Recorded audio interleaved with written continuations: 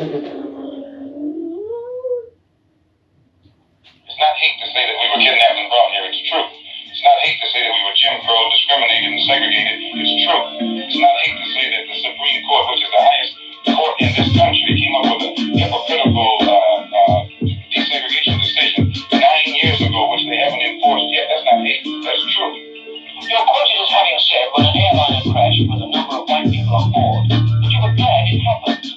The white race in this country collectively are guilty of these crimes that our people are suffering from collectively, and therefore they will suffer some collective disaster, collective grief. And when that plane crashed in France with 130 white people off, no one man should withstand the weight of the world on his shoulders that die when it's over. Ain't no global warming, the world getting colder. Ain't nobody doing shit, they taking our culture. Wake up and see y'all, ain't no balance on one side of the seesaw. We at war with Esau, but ain't nobody down with us. My niggas get up. I know what it's like to wake up fucked up. I know what it's like when the pain cut deep.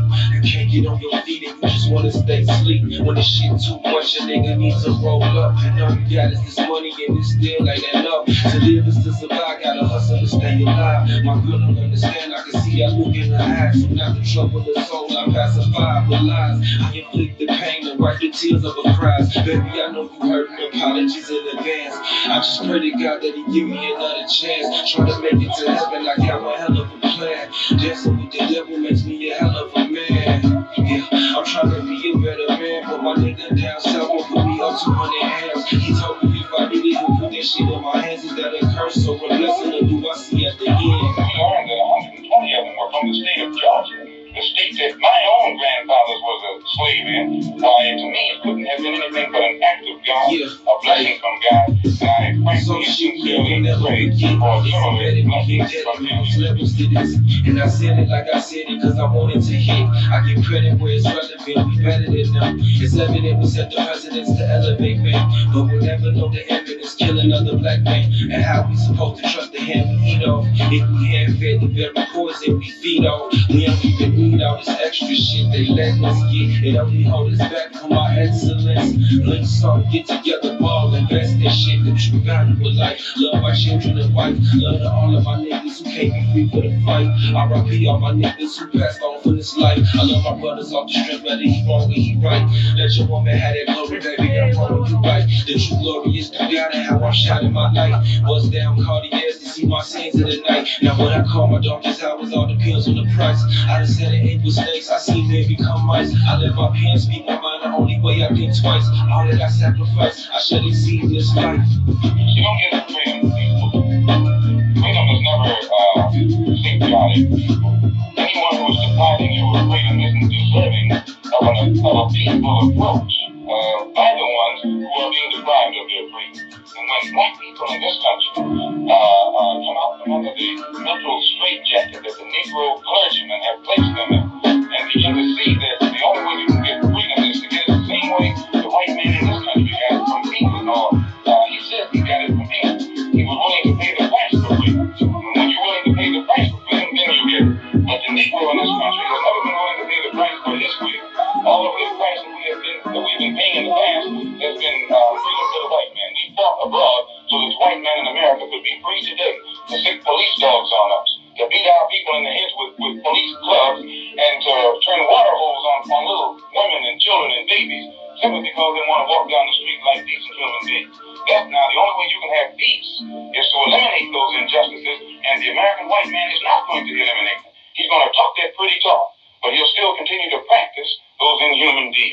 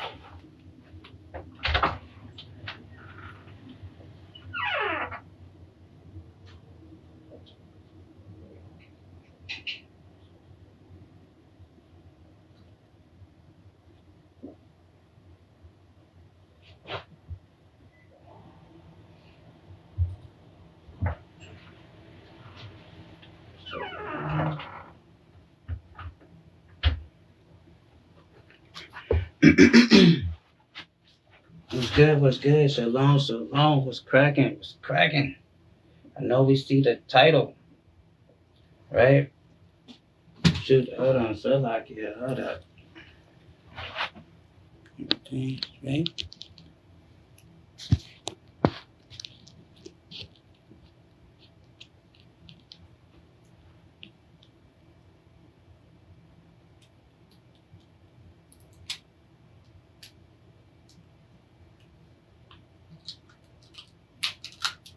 Hold up. Wait a minute.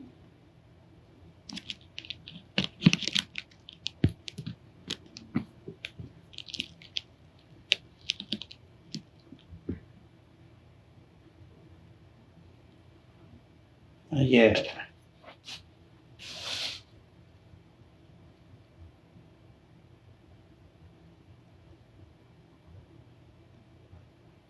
Uh,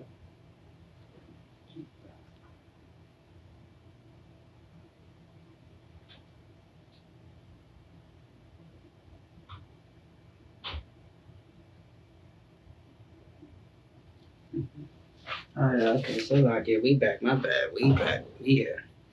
Um. Oh yeah, welcome back. We back. Shalom, shalom. Welcome back. You know, this this thing is brought to you by your local street and alley local mechanic, the street and alley mechanic, right? You know, keeping America, keeping America rolling, keeping America driving off of six pack and a promise, right? Shout out to them guys. Go ahead and get your brakes done for about a six pack, right? But no, I'm just joking. But yeah, we back. So like it, we back. Um, so yeah, I know you see the title, right? Um, does the Christian church walk with Christ? Right? That's a great question. And so yeah, we can get into it. Um, so before we get into it, you know what I'm saying? Hey, close the doors. Close the doors. Hey, close the doors. Right? We all gonna lead together, right? So, of course, giving all praises to the Most High God, we do so in His only begotten Son, Yahweh Shai, who the world calls Jesus Christ, right? So yeah, we're gonna get right into it, right? Because we kind of somewhat covered this topic before, you know, um, and the thing is, a lot of times we end up following these things, because our parents or whatever how we was raised or whatever, and a lot of us don't know the history or the you know or the stuff that we get into, and it's important to know the history of the stuff that we're following. That way we can be able to authenticate it, defend it, or whatever the case may be, right? And so yeah, we a lot of our people, and I've been seeing like certain videos and stuff, right? Christian pastors, seemingly trying to revive the church, right? Because they think a lot of stuff is wrong, and the problem is that's because they're not doing what the Most High God say do. But yeah, we're gonna get right into it, right? And we're going to see, do the church walk with God? But before we get into it, though, just understand what's going on here, right? Because like it tells us in the book of Job, the earth is given unto the hand of the wicked, right? So just get Daniel, right? Let's go to the book of Daniel, the book of Daniel, chapter 7. Book of Daniel, chapter 7, and let's start at 25, right? And it says, well, let's start at 24. And it says, the 10 horns out of this kingdom are 10 kings that shall arise, and another shall after them, and he shall be diverse from the first, and shall subdue the 3 kings. So this is talking about the Roman Empire. Then also these prophecies are manifold, and it's also talking about this empire, America. And but going back to the Roman Empire, right? So it says, and he shall. So that's the point right here. So it says, and he shall speak. He shall speak. He shall speak great words against the Most High, and shall wear out the saints of the Most High, right? And and as these people came into power, that's what they did. They exhorted themselves, their culture, their religion, and all that, and they unalive a lot of the Israelites of that time, right? Let's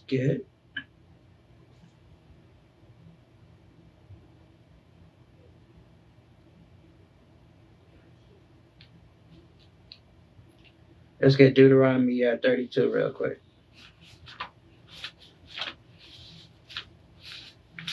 I mean Deuteronomy 28.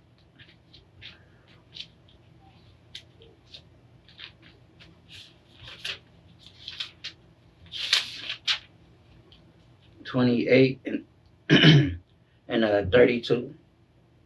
Deuteronomy 28 and 32 says this: Thy sons and thy daughters shall be given unto another people, and thy eyes shall look and fill with longing for them all the day long, and there shall be no might in thy hand. Right? So when it says that, and he should spake great words against the Most High, he should wear out the saints, and they did that through, enslaving us and, conquering us and, and other vices that they curated throughout history. And it says, and another should, then it says, and should wear out the saints of the Most High, and think to change times and the laws, and they shall be given into his hand until time and times be divided of times, right? So, that's what happened. Let's get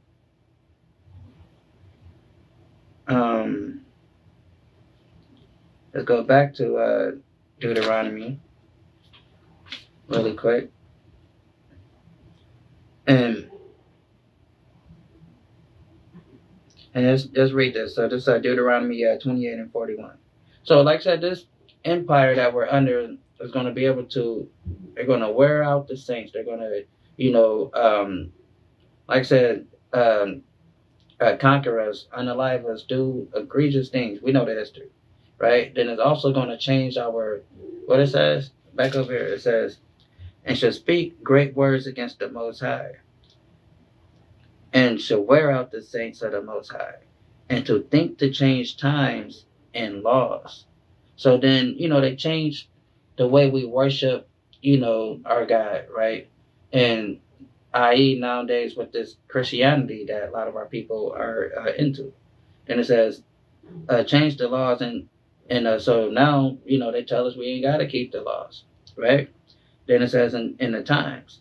And, so now we go every week on Sunday to worship, and that day was originally set up for the sun god of Rome, and which was a pagan day that they all came to worship, but then they settled on that day once they created this thing called Christianity, right? Um, then it says, yeah, to change times, and they shall be given into his hand until a time and time and divided at times, right? And basically talking about to Christ come back. So back over here. So it says, and thou shalt beget sons and daughters, but thou shalt not enjoy them, for they shall go into captivity. And that's what happened, in this land. Even in the Roman captivity, they was taking our people off and put them in the gladiator thing and all that stuff, right? Then it says, and all thy trees and thy fruit of the land shall the locusts consume. So, they, robbed us, took all of our, stuff, our land, our resources, our gold, our jewels, all that, right? Then, now it's like they profit off of it. Then it says, the stranger that is within thee shall get up above thee very high, and thou shalt come down very low. And that's the thing, I was trying to explain this to a brother the other day. What you give your spirit to is what you become, right? So now if you're following other nations' religions and following their God, their belief system, then you're going to, once you give your spirit to that, whatever the do's and don'ts in their belief system, in their religion, you're going to now, take heed to that because you gave your spirit to that. Whatever they like, you're going to like. Whatever they say dislike, you're going to dislike, right? And that's another nation's, God, right? So then essentially you end up alienating and, yourself from your own culture and your own customs because you're following another nation's religion, right? So it says, the stranger that is within thee shall get above thee very high. So oftentimes, too, when we get into these other religions, not oftentimes, all the time, you become a second-class citizen to that nation that subscribes to that religion, right? And no matter which one you pick, because you have to go to them to learn it, because they are the gatekeepers of it, right?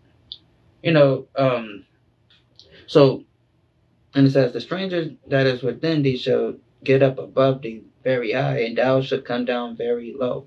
So again, when we involve ourselves, intertwine ourselves with these different cultures and customs, we become low in that society. Although it might feel good, you feel like you don't. Look at some of our people over there in Demona, right? And not just Demona, but the so-called Ethiopian Jews, right? So now, they're subscribed to Judaism, but second class citizens how they get treated over there, right? And even with the Islamic faith, right? So that's why it's important to follow our own culture, our own God, right? Which is found right here, right?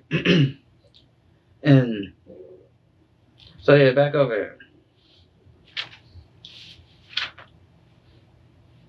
Boom, boom, boom. What was that? So it says, back to Daniel 7:25, and he shall speak great words against the Most High, and shall wear out the saints of the Most High, and to think to change times and laws, and they shall be given into his hand until time and times and the time be divided of times. So basically saying when Christ come back, right? Let's get second Maccabees real quick, because we gotta understand how deep this stuff goes, right? How deep this stuff goes. Second Maccabees 6:11. Right?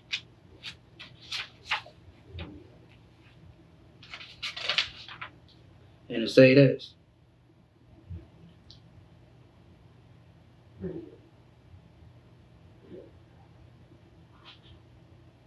And it says, and the other had run together into the cave nearby to keep the Sabbath day secretly, being discovered to Philip, were all burnt together because they were made conscience to help themselves for the honor of the most sacred day. So back then they were, unaliving us, for keeping, our feast days and our holy days. And this is an account that, right here in this chapter where, a group of our people, got unalive for, keeping the laws because of their ancestors, the Greeks, told them, no, don't do that. We want y'all to follow Zeus and everybody else, right? So, let's see.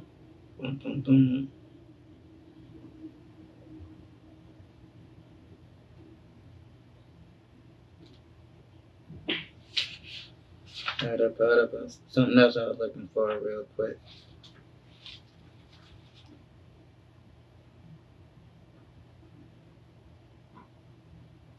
Real quick before we get back to it.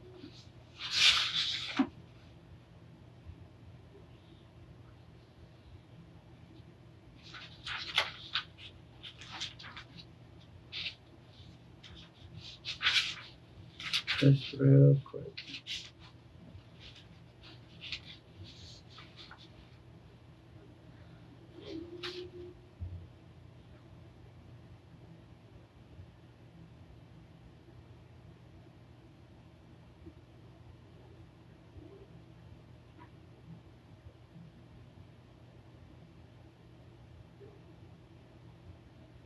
One second, bear with me. Just trying to look for one thing real quick.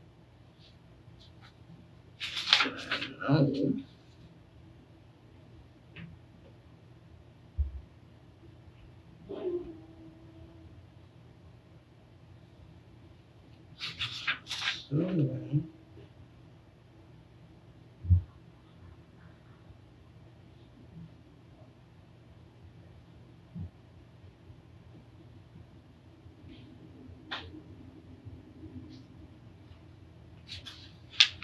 Hold up.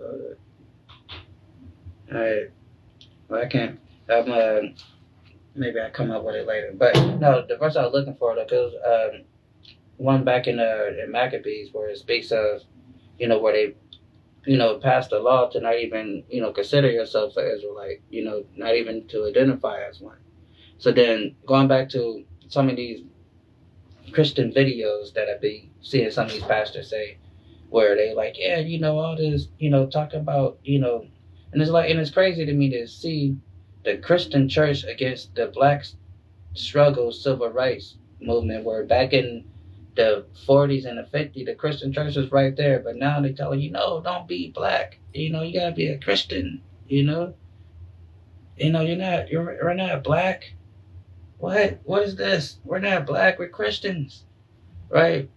And like, no, don't forget about that history and all that stuff. We ain't doing that no more, right? So it's just interesting to me how, they flip like that. They was like, used to be like a strong component for, for black rights. I don't get it now. But I was telling somebody, I think it's like some COINTELPRO type stuff, some type of FBI something going on, because if we all remember, a while back they came out with a report saying that talking about black identity extremists, and talking about that's something for them to watch out for or whatever, right? Then so to me it's not a coincidence that now you got these pastors and other people that in other spaces kind of sharing the same talking points, right? So it's kind of weird, when you put it all together.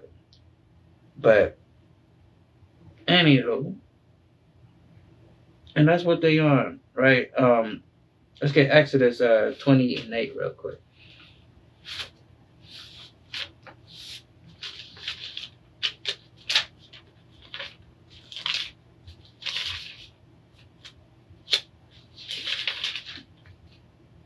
And it says, remember the Sabbath day and keep it holy. And, and that's what's going on. Like, because they changed the days, right? And our people, and what they say, well, every day is God's day. You can worship God on every day. I mean, okay. But there's a specific day that he hollowed out that he says, okay, this is what I want y'all to do on this specific day of the week, right? We gotta, understand that, right? We can't say, well, we could do it any day. When God said, do it this day, right? That's just like, there's somebody that working for or whatever. They say, I need you to do it. I need this done by the end of the day. Then you like, say to yourself, I do it this weekend, right? That's not cool, right? That ain't gonna fly too much at work, right? So you gotta understand that. Let's get Isaiah, right? Let's go to Isaiah.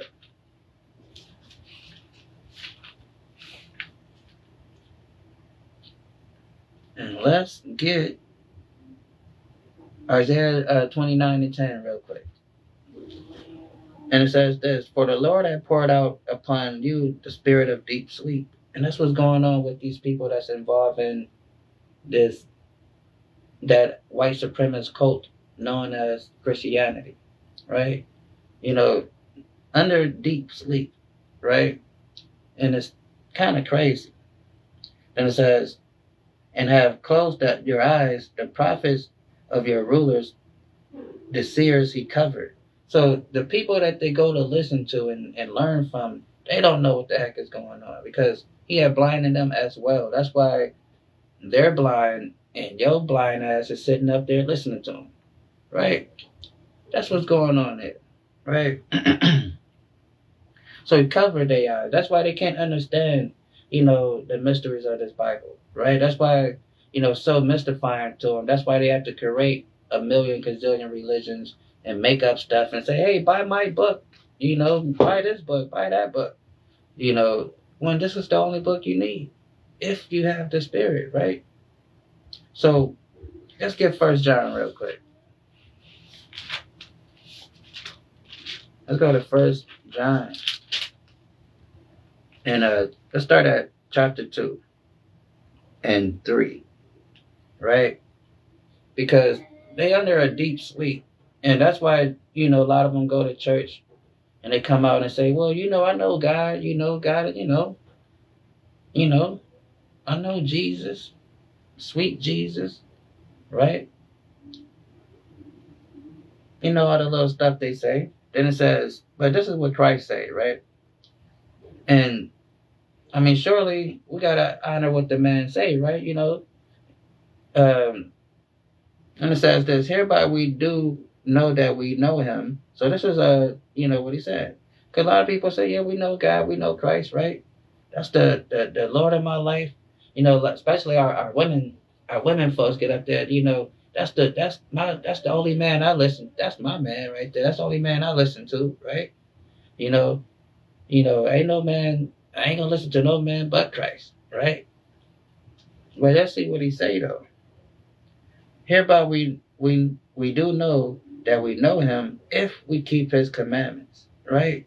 So how many of us is keeping his commandments? That is a question that we gotta ask ourselves. And some people are just familiar with the 10, but it's more than 10, right? So how many of us are keeping them? Because this is the New Testament. This is not like, because some people make the argument, well, the Old Testament talk about the law when Christ died, and now you ain't got to keep the law. Where does it say that? It doesn't say that. Christ never said it. You can never get no biblical scholar to say that Christ said you don't have to keep the law, right? In fact, you can't even get your average basic, run-of-the-mill Christian to come out and say Christ never taught to teach the law. At best, they'll say, well, he taught the law, but then he died for us, so then we ain't gonna keep the law. You know, that's at best they would say, right? And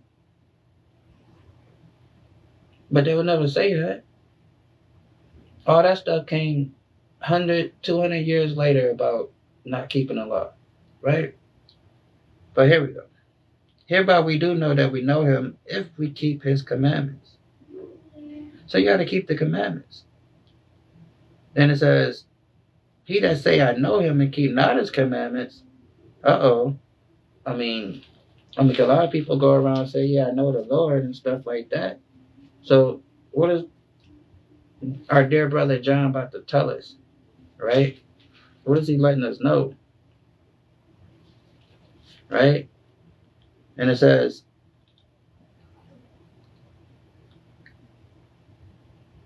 he that saith I know him and keep not his commandments is a liar, and the truth is not in him. So you got to keep the commandments. If you're not, Christ is calling you a liar, right? And you know, some of us, a lot of us, a few of us maybe been called a liar before, but you never been called a liar by Christ. You know, that kind of hurts. That stings, right? You don't want to be. You don't want him to call you a liar, right? Because that one kind of sticks. You know, that ain't something you can kind of. You know, you gotta. You know, right? Matthew 4:4, real quick, says this. It says, but he answered and said, it is written. And that's the thing what people got to understand. A lot of times when Christ speaks, he says, it is written. Where is it written that? In the Old Testament that, pastor tell you not to keep. You know, that we ain't got to read. Like, everybody up, we just going to start reading the book from Matthew. Sounds crazy, right? It says, but he answered and said, it is written. So that means Christ read this somewhere, and he had to read it in the scriptures, and the scriptures is found in what they label as the Old Testament. And what it say? Man should not live by bread alone, but by every word that proceedeth out of the mouth of God. And what proceeded out of the mouth of God? The law. Right? That's what came out of the mouth of God. Right? That said the Lord. Right? Hold on 1 second.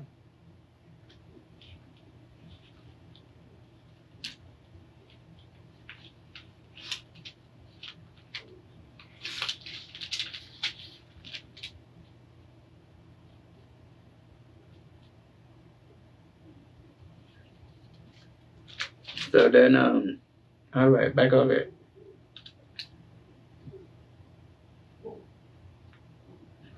Oh, let's get John 14 and 15 real quick. And it says this: if you love me, keep my commandments, right? And you gotta keep the commandments. But again, pastor will tell you that you don't have to keep the commandments, but all through the New Testament, right, we see it. It tells us we have to keep the commandments, right? He says, if you love me, keep my commandments. And the commandments is found in, Exodus, Leviticus, Deuteronomy, Numbers, right? And the book of the prophets, Psalms, and everything that Christ say, right?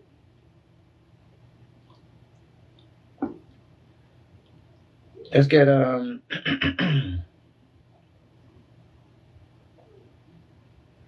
get, let's go to John 9 and 31 real quick. Same book. Let's go to John 9 and 31. And it say this.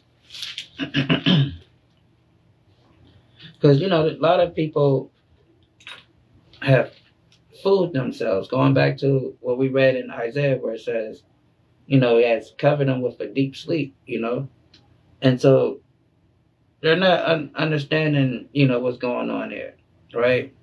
And how we read in Daniel about how he changed the times and the laws and stuff like that. So he changed the way we worship God. So a lot of people don't understand, how to worship God. And then they don't even search to try to figure out if they're worshiping Him the correct way, right? Because they just think everything's cool. I was saying one time that Christianity is a very arrogant religion because it makes you think that because you got baptized or you believe in Jesus or, you saved and all that stuff, right? And, so even if you're a rotten, wicked individual, inside, but long as you talking about save and I believe in Jesus, I've been baptized, you convince yourself you're cool and everything is great, right? It says this, John 9:31. Now we know that God hear not sinners, right? That's what's something we gotta understand. This is New Testament, the book of John. John walked with Christ. He was right there, right? And what did he learn from him? He says, now that we know that God hear not sinners, but if any man be a worshiper of God. So if you worship God, because that's one thing the Christian church got down pat. They can worship they ass off. You go to church, you're going to get some worship. You're going to get some clapping. You're going to get some singing. You're going to get some dancing. You're going to get all that, right? They got that down pat. But how to serve him and to do what he say, they know not, right? It says, but if any man be a worshiper of God, and doeth his will, he heareth, right? Now we know that God hear not sinners, but if any man be a worshiper of God and doeth his will, him he heareth. So, like I said, so you can't even get your prayers answered unless you're keeping the commandments. And a lot of people have tricked themselves. Well, God always answers my prayers. God always answers my prayers. Right? But then forget about them other times when they was praying for God and, and nothing happened. Right? That time you was like, all right, when I go to court, God, please let the judge don't do this or do that. Then it happens. Right? A lot of people sitting in jail right now because they prayed to God thinking that they was going to get out. Because it says, now we know that God heareth not sinners, but if any man be a worshiper of God and doeth his will, him he heareth, right? And we confuse, God protecting us, for a actual blessing. He just didn't want to jack you up right then and there, right? He just want to try to give you another shot to try to put you right back on the right path. And then, that's what we all, then he get you. Right? Because the Bible says in your safety and your security is when sudden destruction comes. That's when he gets you. When you think everything is all good, everything is all perfect, and now you're looking up like, oh shoot, why God, why? Right? It be like that. So it says, now we know that God hear not sinners, but if any man be a worshiper of God and doeth his will, him he heareth. Right? That's important to understand. Because they're not teaching that, and nor would they teach that, because they can't teach that. Because they, spend so much time telling you that you can't keep the law. Right? Let's get 2nd Ezra's. Matter of fact, let's get Isaiah 56. Isaiah 56 real quick. Isaiah 56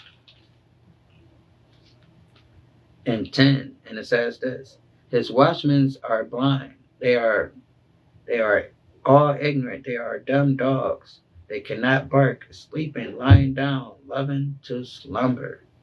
Right? And that's what's going on in these churches. They are all dumb dogs. They're not warning the people. When you go there, all they do is scream and holler and get you hyped up. That's what make the Drewskis get so funny, right? Because they're truth and comedy, right? And that's why a lot of those pastors are so mad, right?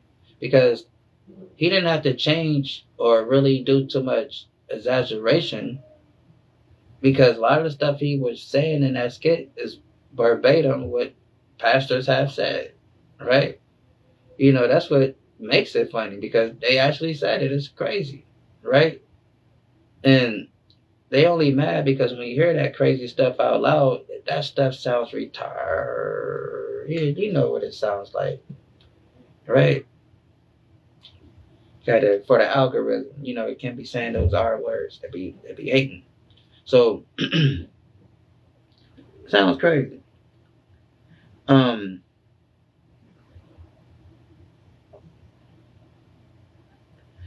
it says they are greedy dogs which can have enough. They are shepherds that cannot understand. Right? They don't understand this book. That's why they be making up stuff. That's why you got that one pastor spitting in his hand and wiping it on that guy's face, which is very homoerotic. That's crazy, right? They did that, right? And people watched it, right? And they thought it was cool. The members, right? That's crazy. But that's what they do. It says they cannot understand. They all look to their own way. They all look to their own way. Like this guy, listening to this guy, and to be honest, right, very, very, very, the undertones of this conversation was very Diddy-ish. Very Diddy-ish, if I can say. Right? I'm just going to say that part. So now, with that conversation having Diddy-ish undertones to it, not that they were saying anything Diddy-ish, but this seems a lot of, I just felt the vibe. And, as the Christian pastors say, with the Holy Spirit told me it was some type of little kunsai going on with them gentlemen, right? So it was kind of hard for me to actually kind of stomach it. But for research purposes, I did try to check it out a little bit. So, he's telling how he's basically want to revamp the whole Christian thing, right? What he's doing and stuff like that, right? Want to try to, change, what the modern church is doing and, bring it back to whatever, right? And so the problem with that is like this guy is like I said, like everything he's saying, number one, it's about I, me, when you're doing stuff for the Lord and you probably getting certain achievements or accomplishing certain things, it shouldn't be it should be the Lord, help me did X, Y, Z and blah blah blah, or the Lord blah blah blah. So I thought that was a red flag. Then it's just that like dude, it's like number one, your whatever version of Christianity you're trying to create, it's not gonna work because it's built off a lie, period. Right? That's the whole point. So, because they try to, that's why it says, what it say?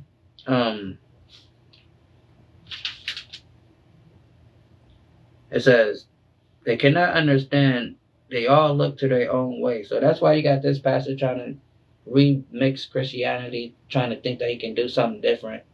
And, you got the 2819 church, whatever they call themselves these days, growing weed in the back of the church because they're trying to do something different. They're all doing their own way, right? So that's what we at here. Then it says, they all look their own way, one for his gain. And that's what they do. They preach for gain because like that other pastor I was talking about that was just promoting itself, the whole time. And it's crazy too, because a lot of these pastors got churches named after them, right? The church, their name is more famous than what they teach. That's crazy. Whenever I hear somebody brag about a pastor, they never say, well, this pastor teach this or this pastor teach that, or I learned this from this pastor. I always hear, oh, well, bishop this, bishop that, this bishop.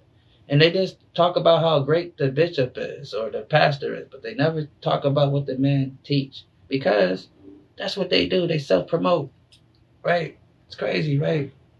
When you think about it,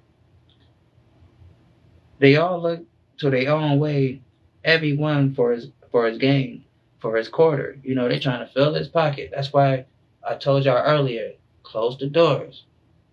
Close the doors. We all gonna get out of here together, right? I ain't got too many more stretches to go through. You know what I'm saying? Close the doors, right? Cause we trying to everyone for his gain uh, from his quarter, right?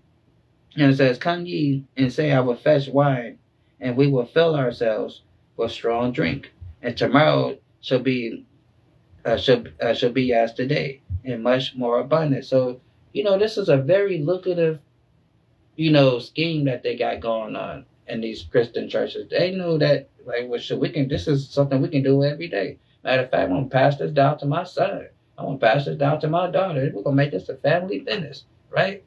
Because it says, come ye and say, I will fetch wine, and we will fill ourselves with strong drink." And they do that off the people. They get their wealth, their riches off the people that they brainwash and mislead. Then they go into these bad neighborhoods that their church is often in. They take the money out and they go back to the suburbs and talk about how poor the people are. And why don't they do something for themselves, right? And they just need to pray about it, right? And then it says, "And tomorrow shall be as today, and much more abundant." Meaning, this is very lucrative because these people are so stupid. You know, we can tell these people anything. I mean, we can keep running this trick all day long, every day, right? Let's get let's go back.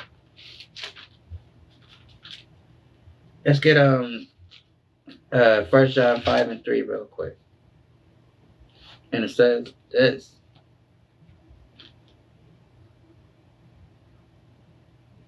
And it says,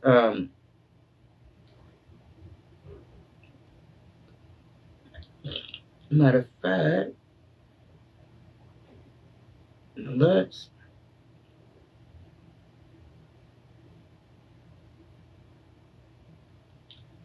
let's get we start at the top. 1 John 5:1. It says, "Whosoever believed that Jesus is Christ is born of God, every one that loved him, that begot love him, also that begot of him." Right? So, you know, we understand that Christ our brother, our king, right? And he's the Son of God, and you know, he's the one that's coming to save us, right? We understand that stuff, right? Then it says, "For this we know that we love the children of God." Right? So now, and that's the thing too, because the church is not teaching us who the children of God is. They're teaching us that everyone is the children of God. You know, the whoever believes on Christ is the children of God. And it says, "By this we know that we love the children of God, when we love God and keep his commandments."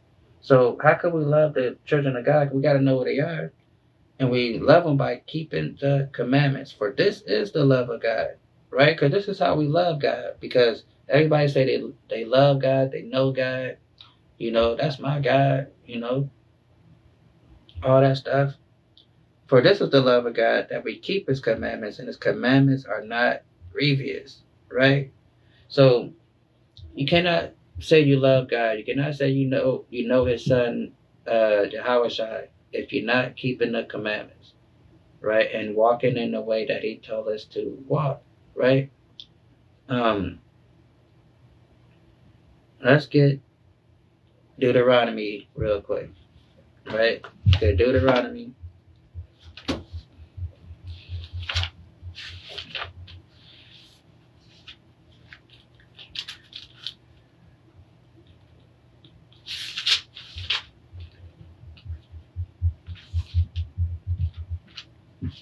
Hold on 1 second.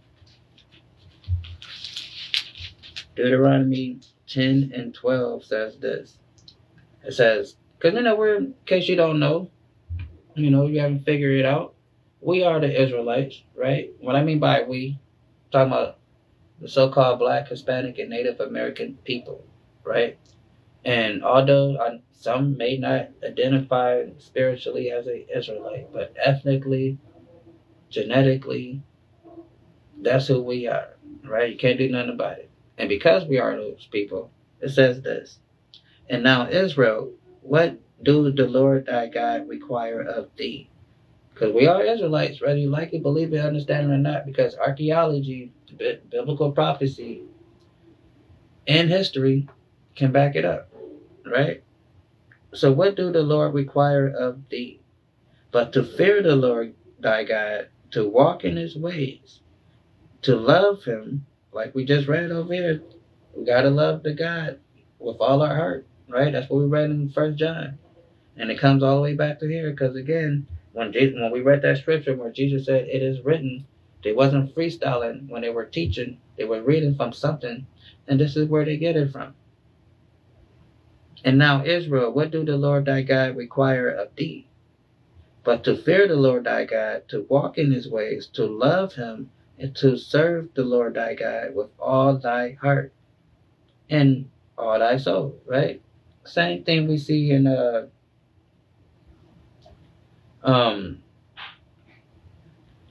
in 1 John, right? Same thing, right? It ain't changed. Let's go to this real quick.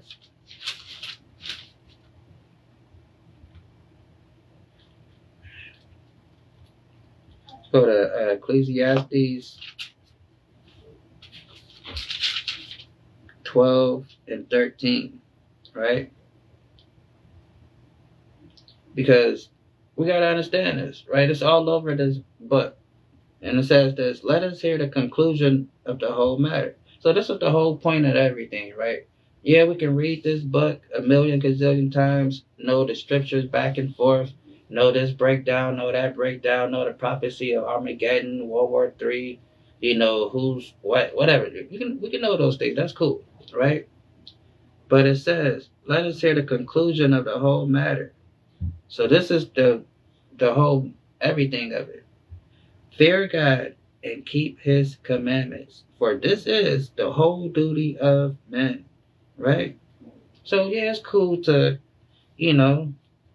understand these certain scriptures and stuff. The Most High God, gives certain people gifts to understand stuff. That's cool. But the whole point is to fear God and to keep his commandments, for this is the whole duty of man. Right? That's what God created us for, to do what he say. Right? That's what he created us for. Right? Back over here. And it say, let's get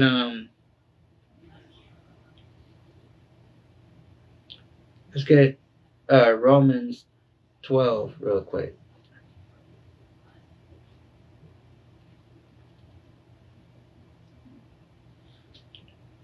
Romans 12. I want Romans 12. So yeah, Romans 12 and 12 says this. Let's start at 10. It says, be kindly affected one to another with brotherly love, right? That's how we ought to treat one another, right? With brotherly love. And we learn that when we come back to the law, statutes, and commandments and understand how we supposed to treat one another, right? And that's why so much havoc and hell going on in those churches, because they don't understand that it says be kind, affectionate to one another with brotherly love, right? Then that way you won't have pastor sleeping with your wife, right? You won't have, this sister over there is sleeping with that deacon and everybody else, right? You won't be having these things. You won't be having, people stealing out of the church and defrauding, each other, right? Talking about a building fund, for about 15 years, right? Still, collecting that building fund, right? Not slothful in business, fervent in spirit, serving Yahweh, rejoicing in hope, patient in tribulation, continuing continuing instant in prayer, right? And it says, distributing to the necessary of saints, given to hospitality. You know, and that's what's supposed to happen when we deal with each other, right? Be kind to one another. Help out the ones that need to be helped, Deal with each other in a nice, cordial manner, right? And it says, distributing to the necessary of the saints, given to hospitality. Bless them which persecute to persecute you, and curse not, right? And this is talking about of our own people, right? It's not talking about the Roman Empire, or the other nations, because that's what we were dealing with during that time, right? Because the Jews of antiquity during that time, they hated the Romans, right? You had a few, Uncle Toms that was down with the program, but a lot of them didn't like all that, right? So, because they were a foreign occupied nation in their land, telling them what to do. Nobody likes that, right? So, we can't, so yeah, don't get it twisted, right? So, just go, hold on. I think I want to, let's go to chapters. Let's see.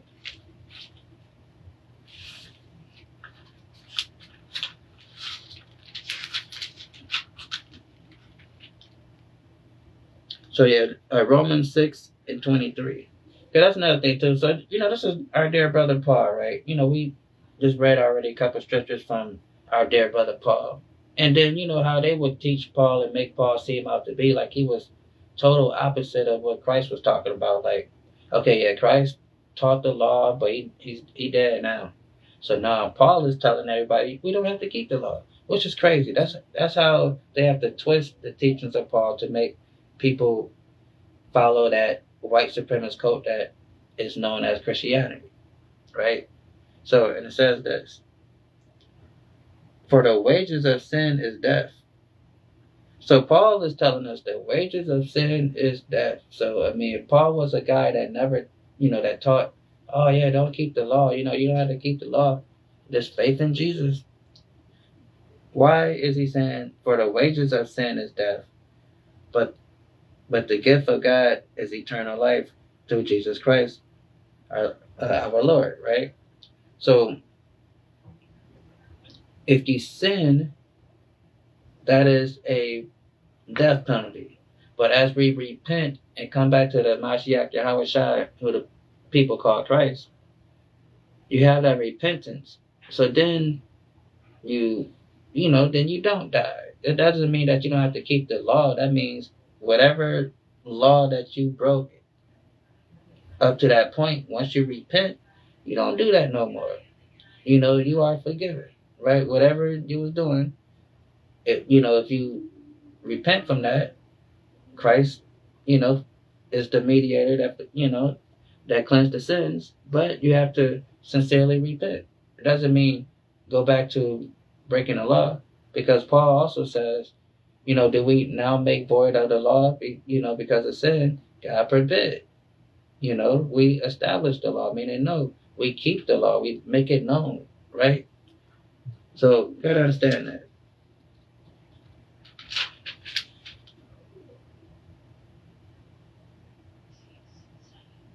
So then,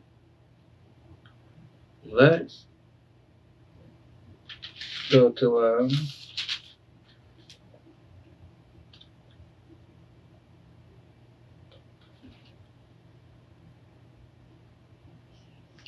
let's go to, hold on, do I want this one first?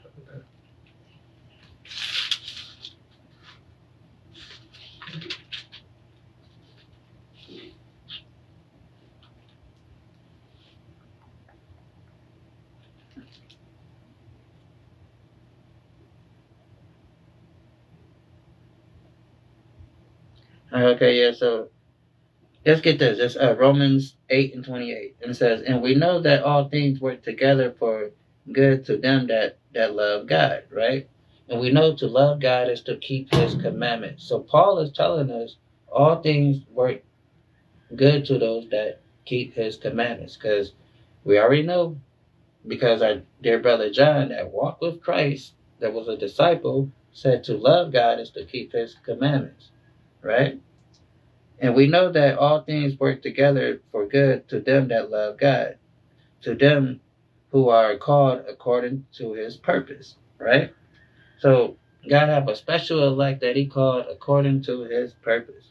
And it says, for whom he did foreknew, he also predestined to conform to the image of his son. So now this is the cold hard facts. We're gonna get into it. Cold hard facts. This is why the millions and millions. Well, no.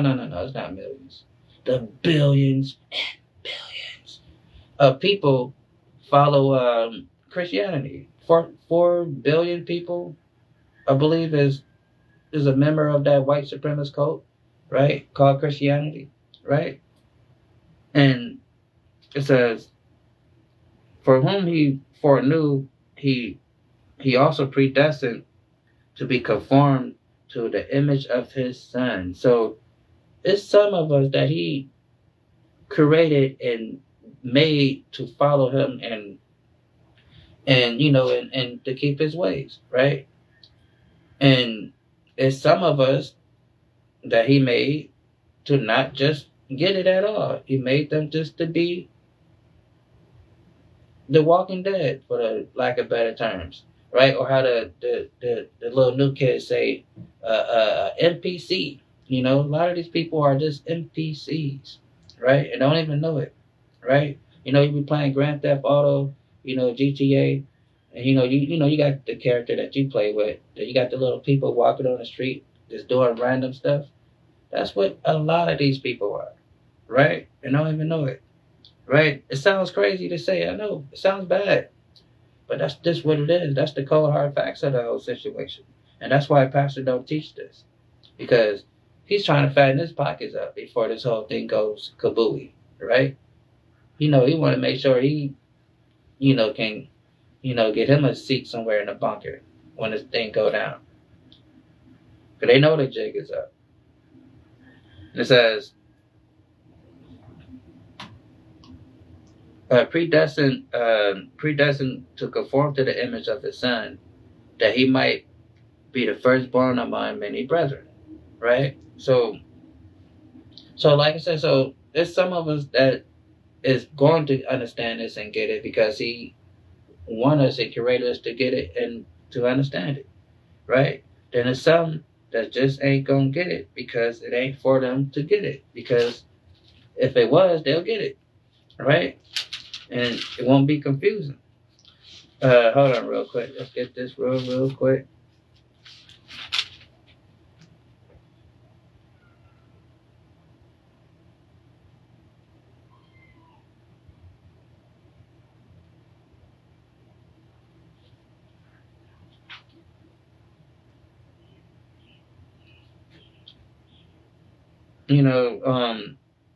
Because like I said, well, I guess we can read this though, but because a lot of our people is like conform to this society and the way of life of how this place is ran and all that stuff, right? This is Revelation 13:13.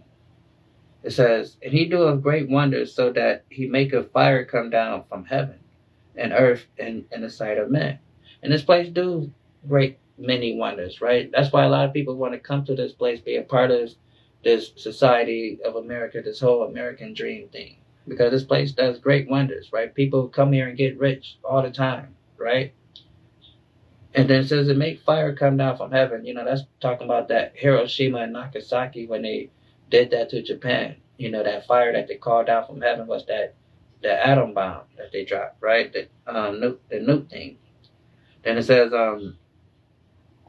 and deceive them that dwell on earth by the means of those miracles. Because a lot of our people look at the splendor and the majesty of America and they marvel at it and they want a piece of it, right? That's why you got Puffy sitting in a jumpsuit right now because he thought he can be the Black Epstein, right? He thought he can be the Black, what's the other guy?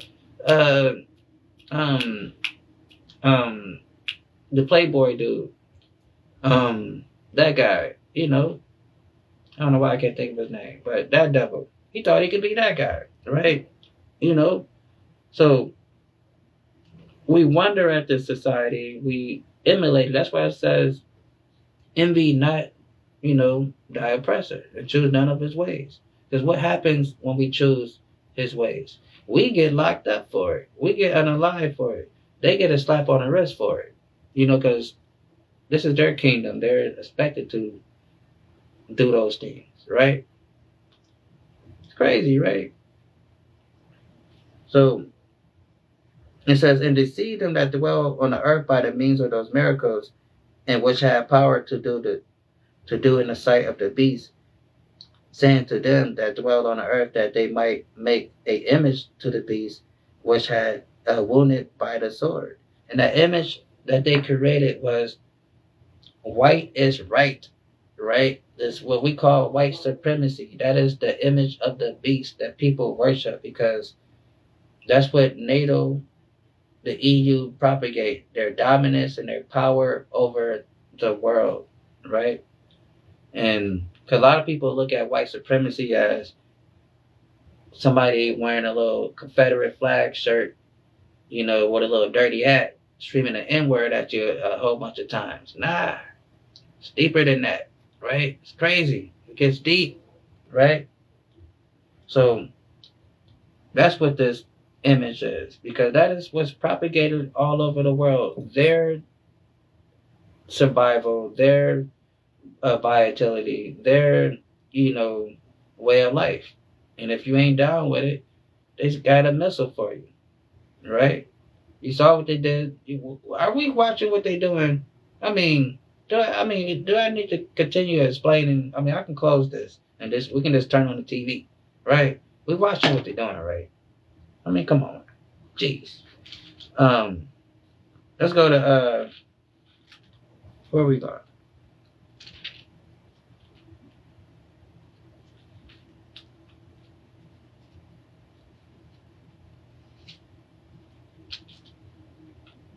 Where are we going? Hold on. Make sure.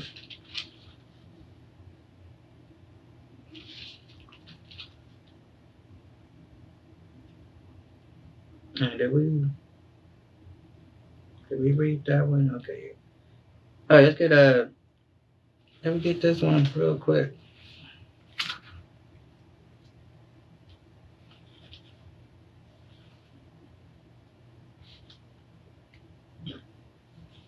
Oh yeah, we can read this real quick. So this is Matthew 20 and 40, 22 and 40. A lot of people would make this argument too. Well, yeah, I keep the commandments. I keep Christ's commandments.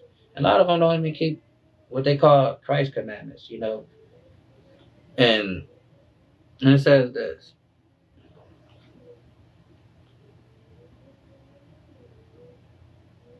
It says, as a matter of fact, it says, let's start at 35. And it says, one of them, which was a lawyer, asked him a question, tempting him, saying, so this guy is a lawyer. So now if you don't understand, that means he understands the scriptures, right? He understands the law, because, unbeknownst to a lot of us, the law is not some mystifying words of God that, that only Jesus can keep. These were the laws of our land, how we govern our land, just like America has their constitution, right? So this guy is a lawyer. So that means he studied the law, he understands the law, and then whenever a case happens, he goes and argue, defend, or whatever his type of, discipline is in that, right? That's what he is, right? So then it says, he asked him a question, tempting him, saying, so meaning by him being a studied man of the law, he knew he was asking him, a little, a BS question, right?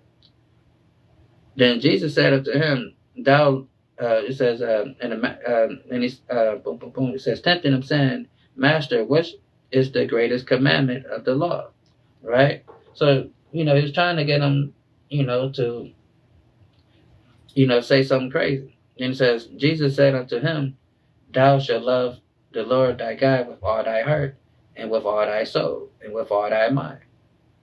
Right? So now, a lot of people will say, well, okay, yeah, that's what we do. We love God with all our soul, all our mind. Love God. Boom, bow, boom. La la la la la bum ba. Right? They say that. But we read in First John that, the love of God is to keep his commandments. Right? So that's what Christ is telling us. So then it says, this is the first great commandment. The second is like unto it, thou shalt love thy neighbor. Right? On these two commandments, so this is the key part where people, skip over. It says, on these two commandments hang all the law. All, not just Christ, how some people say, well, Christ only gave us two commandments. But it says, all the law and the prophets, right? These two commandments hang on all the law and the prophets. Because when you take the law in its totality, that's basically what it is. Because if you're loving your brethren, you're loving your people, you're not stealing from them, you're not actively trying to harm them, you're not committing adultery with their man or woman, you're not, doing harmful things to your people, right? And because you're doing that, you love God, like we read in John, because this is how we know that we love the people of God, when we keep his commandments. We read that, right? You see how it all comes together when you put it together, and when it's taught the right way, right? You see, so it's crazy, right? So what is that? Then it says, and the second is like unto it, and thou shalt love thy neighbor as thyself. On these two commandments hang all the law and the prophets, right? Because that's what makes up the law. The 5 books of Moses, everything, the prophets, what they prophesied, the prophets, minor, the major and minor, the book of Psalms, and everything that Christ said. That is the law, right? But people forget that because they always want to act like Paul. They try to put Paul against Christ, like Paul is teaching something different. But this longest, for those in the back, for the newcomers, just remember this. It's thus said the Lord. That's the law, what Moses wrote. It's what the prophets say, the prophecies. Then it's the book of Psalms. And it's whatever Jesus taught, whatever he said, that is the law. That is what we focus on. That is the main thing. Everything else is secondary. So as long as you understand that, you'll never be thrown off with this thing, right? But they don't teach that because, they don't teach to the law and to the testimony, right? Let's get Isaiah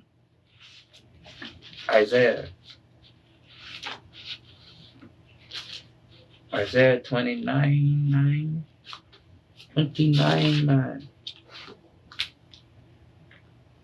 Matter of fact, hold on.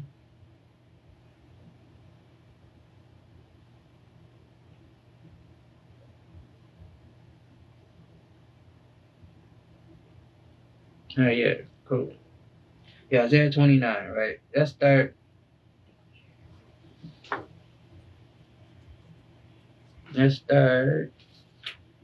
at verse 10, right? Isaiah 29:10, right? Hold on real quick. I'm going to get First Thessalonians 5:12 too, real quick.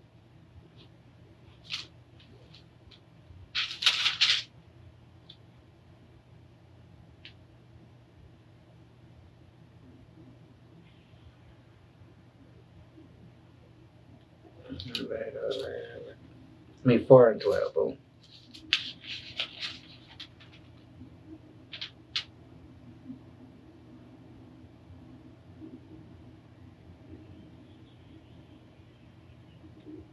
Yeah, that's the one.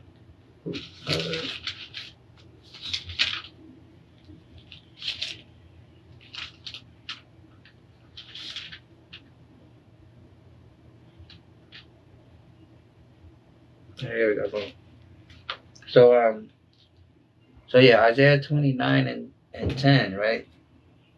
It says, "For the Lord hath poured out upon you the spirit of deep sleep," right? And that's what's going on in with these churches, these people that sit up in them, right?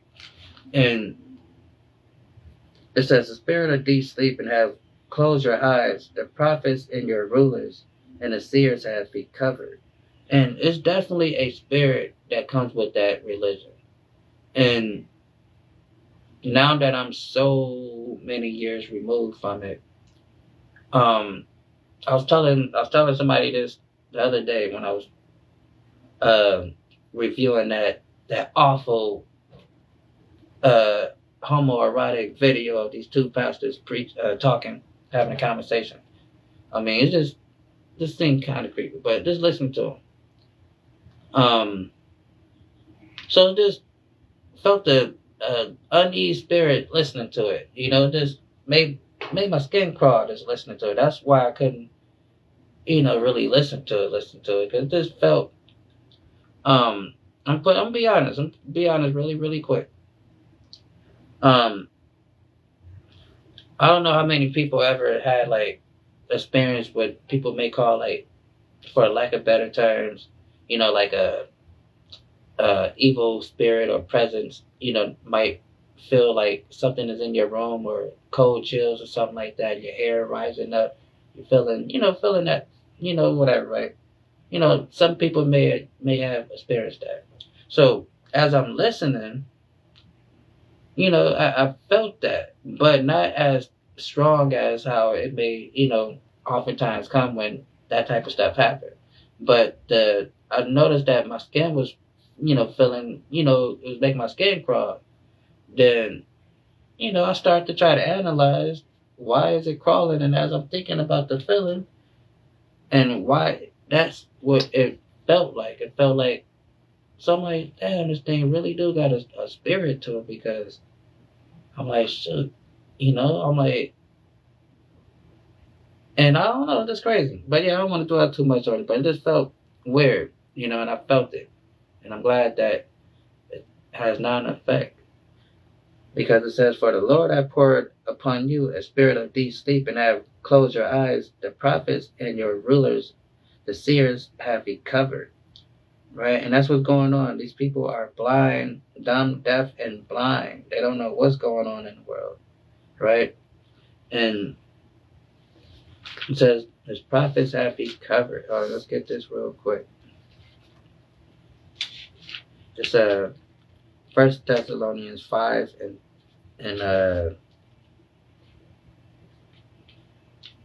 4 and 12. I don't know why I keep saying 5. And it says, that ye walk honestly towards them that are without, that ye may have lack nothing. But I will have not you have go with ignorance, brethren, concerning them which are asleep, that ye sorrow not. So some of our people are asleep, and we can't be, I like to say this, because, Christ say, "Let the dead bury the dead. Let the dead bury the dead." So I like to say, we're not here for the dead sheep. We're here for the lost sheep. So, me personally, I ain't got time for the dead sheep. Here for the lost sheep. Because, like it says here, "But I would not have you be ignorant, brethren, concerning them that are asleep, that ye sorrow not. So don't be all, you might be trying to explain something to somebody and they might not get it, and you're getting frustrated because to you know it's as simple as 1, 2, 3, and you can't understand why they don't get it. But it says that ye sorrow not, even as others which have no hope, right? Because some people are just blind to the facts because that's just how God designed them to be. So then back up here, it says, for the Lord hath poured upon you the spirit of deep sleep, and have closed your eyes. The prophets and your rulers, the seers, have he covered, right? Romans 15 and 4 real quick.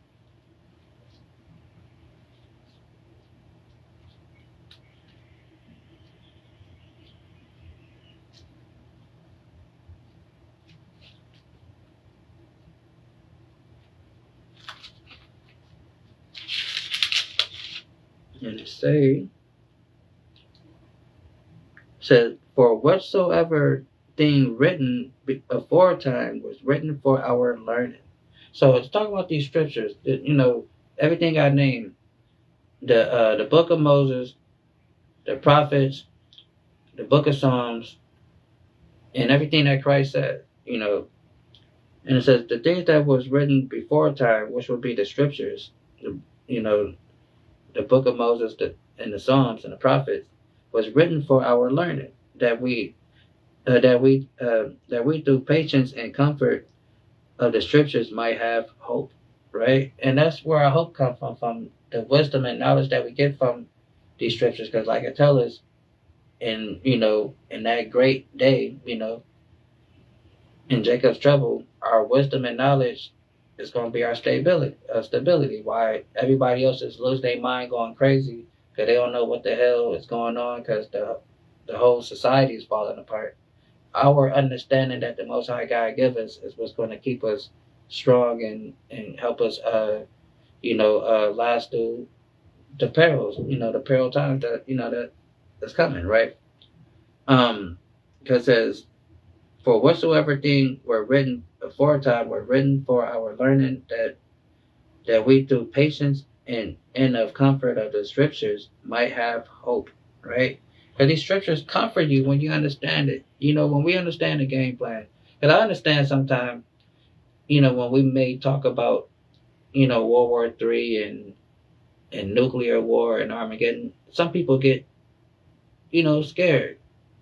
But it's comforting when you understand the scriptures and knowing that all that stuff is happening for the protection of the Lord's people, right? So when you look at it like he's doing all of this to save his people from the conditions that they're in, then it's not so spooky because you're looking at it like, okay, he's doing it to protect us, right?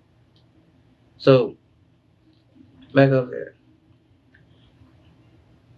All right, do I want this one?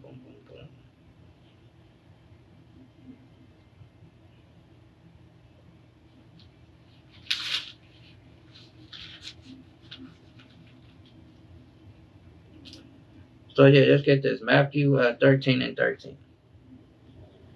But let's read this one more time though. It says, for the Lord hath poured out upon you the spirit of deep sleep, and have closed your eyes. The prophets and your rulers, the seers have he covered. So Matthew 13 and 13 says this. For I speak to them in parables, because they seeing and see not, and hearing they hear not, neither do they understand. So they don't understand this book. Going back to the reason why they create so many different denominations, then they write their own personal books to try to explain the book that they already don't freaking understand, right? So it says, therefore I speak to them in parables, because they seeing and see not, and hearing they hear not, neither do they understand. And in them is fulfilled in the prophecy of Elias, which we're reading now, which said, by hearing ye shall hear and not understand, and seeing ye shall see and shall not perceive. So that's why they can read this book, and so many people, not just the Christian leaders, but people that subscribe to that, religion. That's why so many people can read this book and don't understand it, or they can read this book and get a million different things from it, right? Because they can't perceive it. They don't understand it because it says, "And the vision of all is become unto you as the word of a book that is sealed." So when they looking at this stuff, it's looking like Chinese arithmetic to them. They like, what the heck is this? This old English, thou and thus said the Lord, and thou, oh my fair lady, how art thou? Right? Oh Romeo, right? This old English. And it says, it is the words of a book that is sealed, which a man delivered to one that is learned, saying, read this, I pray thee. And he said, I cannot, for it is sealed, because they cannot understand it. That's why they come up with all this crazy stuff and these theatrics that they introduce into their services, because they don't understand it. If you understand it, all you gotta do is teach the book. That's it. Right? That's all. Right? But for them, it's theatrics. It's all about the show, right?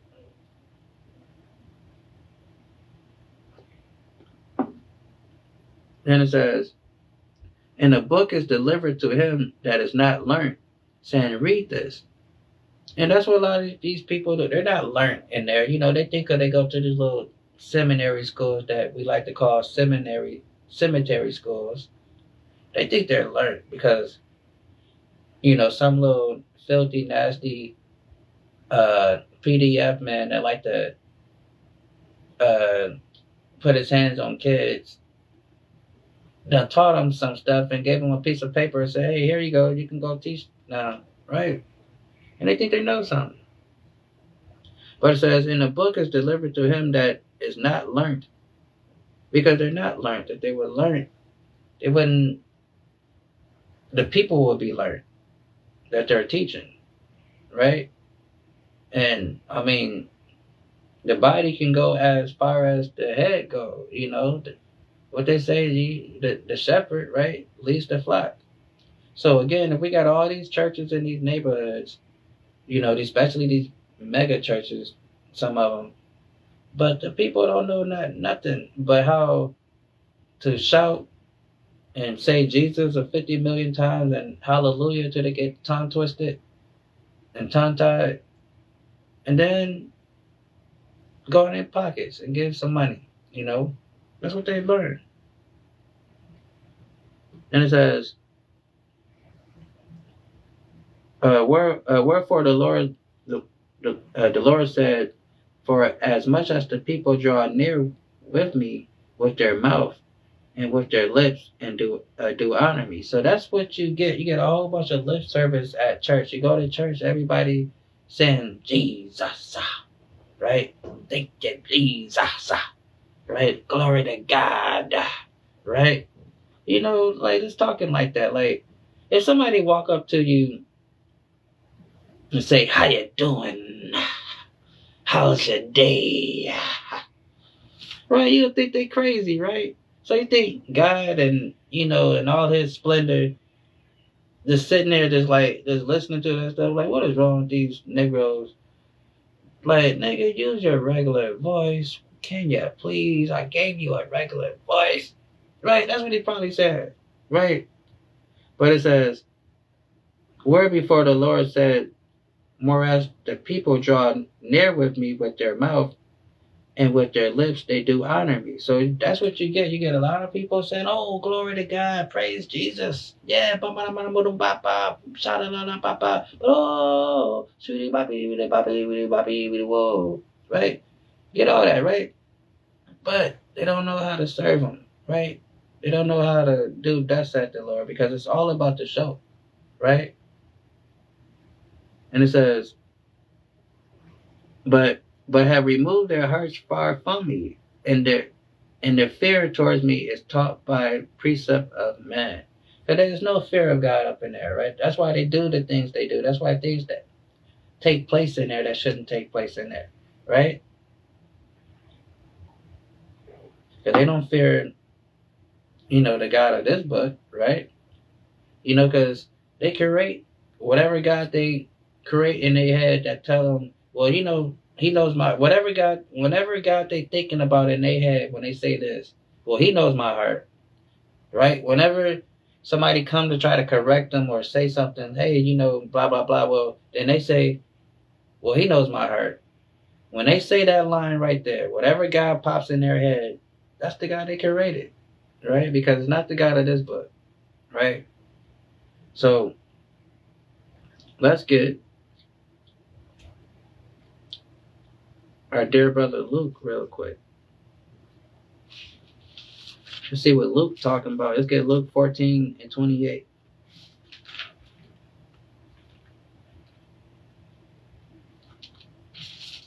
And it say,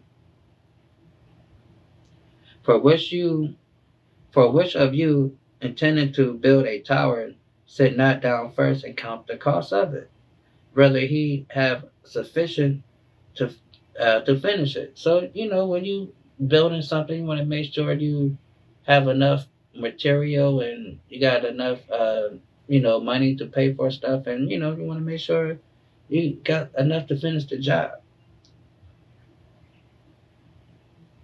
Less happy after he laid foundation and is not able to finish it, because you done ran out of work, you done ran out of money, you done ran out of material.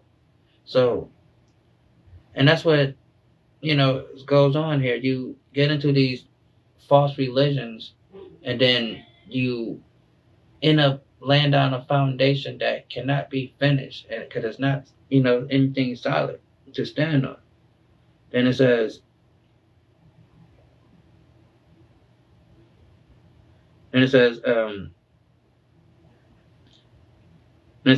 less happy after he had laid the foundation and is not able to finish it, and all that behold it began to mock him, saying, This man began to build and was not able to finish. And it says, or what king what king go to war and make against another king, sitteth not go down first and counsel whether he's able with 10,000 to meet him that cometh against him with 20,000, or else while the other is yet a great way off, he sendeth ambassador and desire conditions of peace. So likewise, whosoever he be of you that forsake not all that he have, he cannot be my disciple. So that's what's going on here. The church teaches prosperity. Then you have some of these pastors that's hiding their prosperity gospel, in a sneaky way, and it's still prosperity. They're, using their self, like the guy that I was talking about, the one that's doing so much self-promoting on, what he's doing. So they're no longer, we got a few. Hey, close the doors, right? Okay, close the doors. Ushers, close the doors. You got a few that still, that's telling people to sow $1,000 and give me $2,000, right? For real, give me $2,000. And I need it by tying this live in. I need $2,000, right? So you got a few of them, right? And but then they're trying to new age it. They're trying to, because people is all to the whole get rich money scheme, taking your money. So now they're trying to flip it, change it. They call it a peace offering, a love offering, a gift, and all that stuff. Fancy words they use. I'm gonna say, oh yeah, boom, boom, boom. And it say, boom, boom, boom, hold up.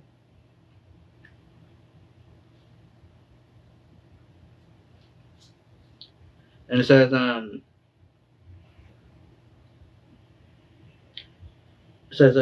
so likewise, whosoever he be of you that forsake not all that he have, he cannot be my disciple. So these people are very materialistic, right? And they think gain is godliness. They think the richer they get or the more materialistic stuff they, accumulate, that just means God is blessing them. But it says this over here in Revelation. But thou sayest, I am rich and increase with much goods, and have need of nothing. Thou know not that thou art wretched and miserable and poor and blind and naked. So these people think because because you got some people when you tell them, you're like, well, shoot, I just got a new car, I just bought me a house, and God, blah blah blah, blessing me, and they think because they equate gain to godliness. They equate the more things they accumulate, the more stuff they're able to buy. That God must be dealing with me. I'm blessed. But it says, and know it's not that thou art wretched and miserable and poor and blind. Because a lot of those people that try to fill their life up with material stuff, they're depressed. That's why they want to buy that nice outfit and all that, nice cars and stuff like that, because they're trying to fill a void, right? And, because it's an emptiness there. That's why it says, and poor and blind and naked, right? Then, so yeah, right? So back over here, back to Isaiah 29.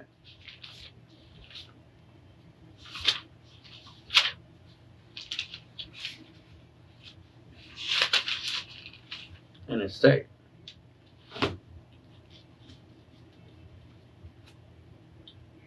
Oh, matter of fact. And it says, therefore, behold, I will proceed to do marvelous work among this people, even marvelous work and wonders for wisdom, and their wise men shall perish, and understanding, and their prudent prudent men. Right? Hold on one second.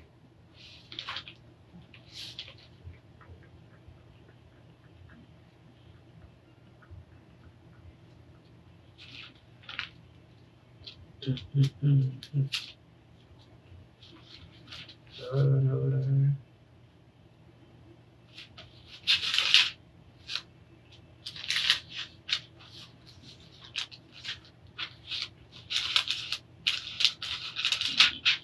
one second.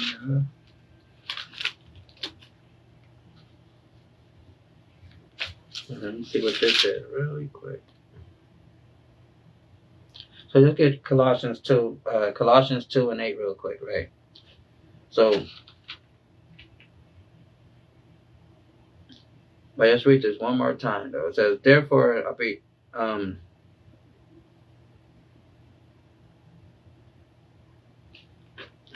up.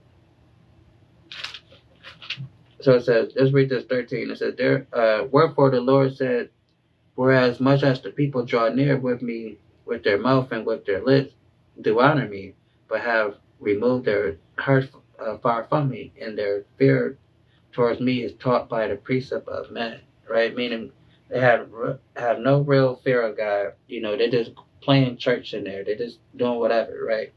Colossians 2 and 8, it says, beware lest any man spoil you through vain philosophy and vain deceit, after tradition of men. And that's what church does, is spoil us through vain philosophy and tradition of men. That's what you learn there. You don't learn what's in this book.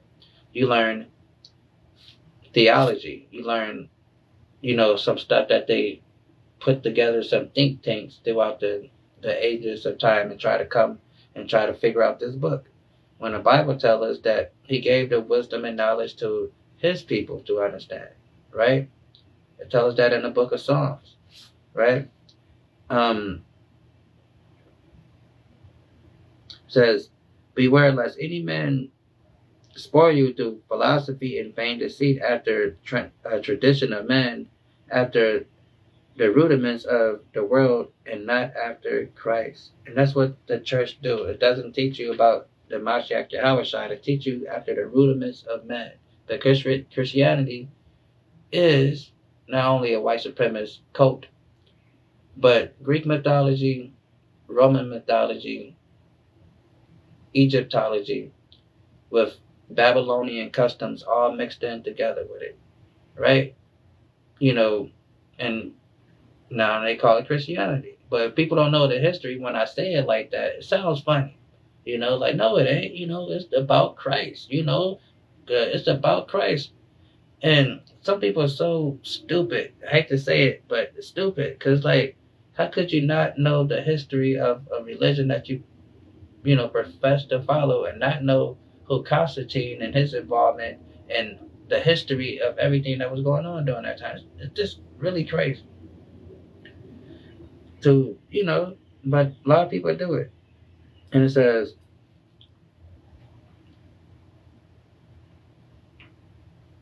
let's get, so therefore, behold, I will proceed to do marvelous work among this people, and even work and wonders, for the wisdom of their wise men shall perish, and the understanding of the prudent of men shall be hidden. And that's what's going on.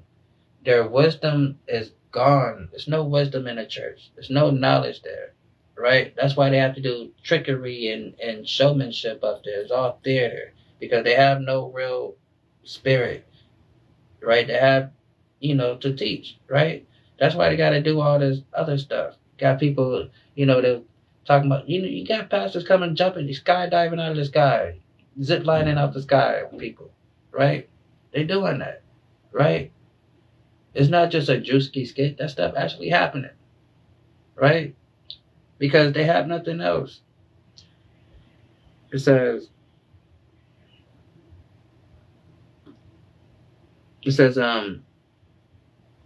the wisdom of their wise men shall perish. So people used to look at, these church people as the place to be. Like T.D.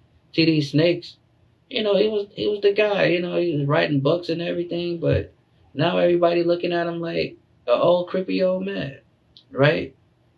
And so forth. And it says, their wisdom shall perish, and the understanding of the prudent man shall be hid. So that's why they can't understand this book. That's why when you see these churches on the internet and the stuff that they're doing, it looks crazy, right? It looks really, really like, what are these people doing? Like, what are they doing? This is like, what is this? Right? It's comical. That's what it is. And it says, let's get Matthew really quick. Let's get Matthew. Boom, boom, boom. Matthew 21 real quick, I think.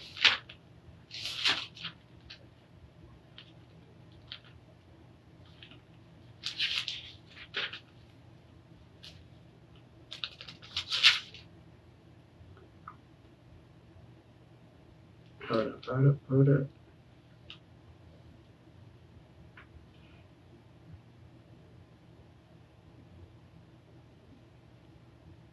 $21 and $16, I think I was.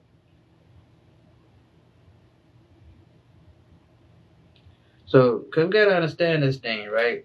Hold on. Do I want that one first?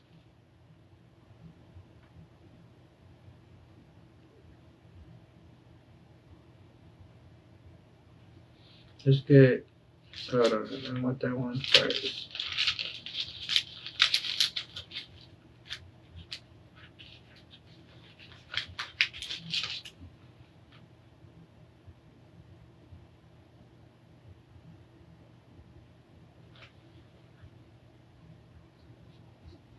Hold up.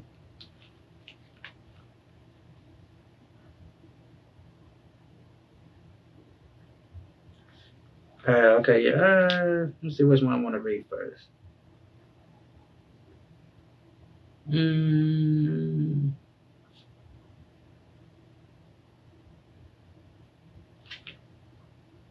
I guess.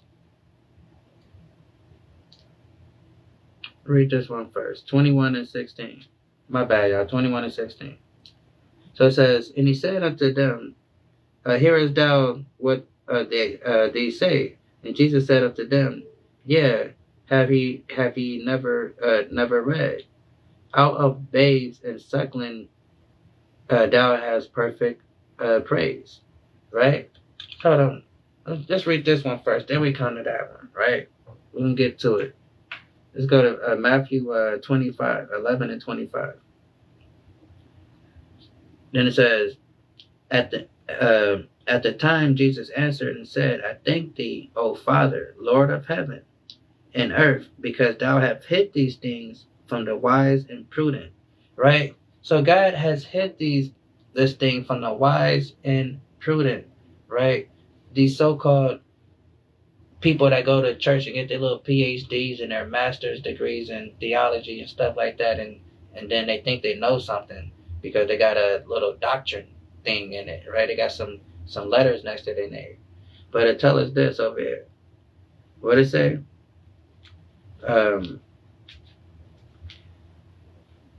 At this time, Jesus answered and said, I thank thee, O Father, Lord of heaven and earth, because thou hast hid these things from the wise and prudent. So they hid this stuff from these people that think they know what they're talking about. That's why they have to create all these different doctrines, these different religions, write all these different books, come up with all these different theology and philosophy, because thou hast hid these things from the wise and prudent and has revealed them to babes. And we're the babes. We're the babes over here. I mean, I don't have no theology degree. I mean, we don't have no theology degree, do we? You know what I'm saying? We just study and let the Holy Spirit reveal it, right? And, learn from our teachers. That's what we do, right? We don't have no fancy degree, right? None of that stuff. Because thou hast hid these things from the wise and prudent. So all those little, doctors and bishops and all this stuff they want to, credentials they want to put next to their name, they don't know a dang thing about this book at all, right? That's why the people that's up under them don't know nothing about the book, but how to be good slaves and continue to pay them to learn nothing, right? And it says, has revealed them to babes, even so the Father, for it seems good in thy sight. So it is a good thing. God did this because it is good for him. Because God, think about it. If these people with these degrees and, these so-called education that they give themselves, a lot of them is arrogant. They think they know something because they have a, doctrine and this or that. So imagine if they actually have the truth of God, how they will be. They'll be just like how the Pharisees and the stuff was when Christ was getting on them, telling them that they got the keys to the kingdom, but they're not giving it to nobody else. They'll be just like those guys if they actually knew the truth, right? So Matthew, what was it? What was the other one?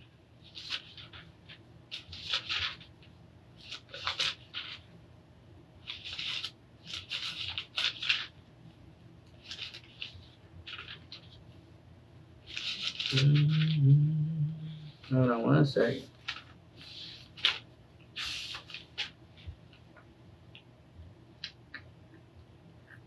Uh, 21 and 16. That's what it was. And it say this. And he said unto him, hearest thou what these say? And Jesus said unto them, have he heard? Out of the mouth of babes and suckling has perfected praise. So Jesus like, look, have you heard? Because people looking like, dang, who are these who these Negroes talking all that Bible talk stuff? Who they think they is, right? Because our people, we are so enamored by the glitz and glamour, the nice cars and the nice clothes and this clean cut guy and all that stuff. So we think he knows something because he show up in a suit, in a suitcase. He got a suitcase and a suit, so we think he might know something, right? But Christ is telling everybody this. It says, what it say? Man, I lost the spot. It says, and he said unto him, hearest thou what these say? And Jesus said unto them, yeah, have he never read? Out of the mouth of babes and suckling hast thou perfected praise. Right? So God always deal with who people may think is the less unfortunate or the castaways or people that's downtrodden or shouldn't be listened to or the worst of the worst. Then he take them and he use them and he make them do great things, right? Not the people that people always expect, right? Because, like I said, we always look for the superhero to wear, to come with the suit and the suitcase, nice fancy car, and all that stuff. But that's not who God uses all the time. And we familiar with the scriptures, he never did that, right? So I don't know why people would be expecting that stuff. Let's get this. Isaiah 28. So we got to understand what he's trying to tell us.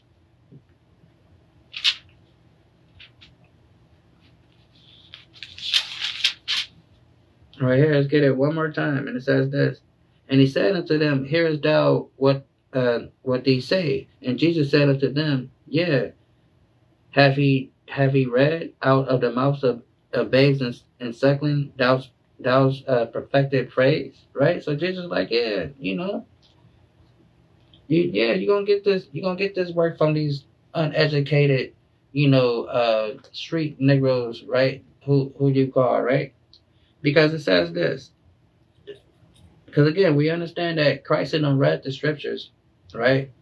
And if you're familiar with Christ, he often quoted from the book of Isaiah, such as like right here where it says, to whom should he teach knowledge? And to whom should he make understand doctrine? So who is God working with and giving this knowledge of this Bible to? Because sure, he gave this wisdom to his people, the Israelites. But, it doesn't mean that it's for everybody because you're an Israelite, because you have to keep the law, statutes, and commandments. You can't be into this false ideology that a lot of our people was into. Because it says, to whom should he teach knowledge? So who's he giving his wisdom to? Because they obviously ain't got it. Because they did, they wouldn't have 50-11 churches and 40,000 denominations of Christianity. Then it says, for precept, it says, to whom should he teach knowledge? And whom should he make understand doctrine? So who is he going to make understand this book and give this knowledge to? Them that are weaned from the milk and drawn from the breast. What did Christ just say over here? He said, and ye have ye never read out of the mouth of babes and suckling? Because what is suckling? That's when the little baby is on the breast of the mother, right? So this truth, when we come into this truth, you got to come like a little baby. That's why it says you got to be born again like a little child, right? A lot of times when people start, studying or learning about God, they want to get into the deeper sense. They want to, jump into all these other books and stuff, that you might not find here. They want to get into the book of Solomon demonology, and they want to start reading the Adam and Eve. They want to start reading, the book of Thomas, the Gospel of Mary, all this stuff, right? They want to jump right into it. But what did he say? Started from here. Out of the mouth of babes and suckling hast thou perfected praise, right? So, and that suckling is the milk, the knowledge that we find over here, that we're reading right here, that Isaiah is telling us. To whom should he teach knowledge? To whom should he make understand doctrine? Them that are weaned from the milk. So just like how a little baby starts off, breastfeeding, then as the little baby get older, you can give them, what they call baby food. Then as the little baby starts to get teeth, then you can give them meat. Then they can start eating the steak and the chicken and the pizza and all the heavy stuff, right? So that's what we have to do when we're coming into this truth. 'Cause a lot of times we want to jump right into the heavy stuff instead of just starting off with the milk. And the milk is keeping the law, statutes, and commandments. Coming back to the law, statutes, and commandments, keeping the feast days, right? Then as you do those things, you continue to walk, then you grow. Then you start to learn all the, other stuff that, is in it, right? Then you start to realize that the book of the demonology of Solomon is bull. All those other books that people try to rush to read is all crazy. It's all comic books. Because just like we got comic books now, we got comic books back then. They call it Jewish fables, right? So, because, people, we got a great history here. So, a lot of times people took our original story and they took it and they made it they fantasticized it, right, into something else in these other books, right? So, and it's nothing new, they do it with comic books all the time, right? So, that's what happened. So it says, but them that are weaned from the milk and drawn from the breast, for precept must be upon precept,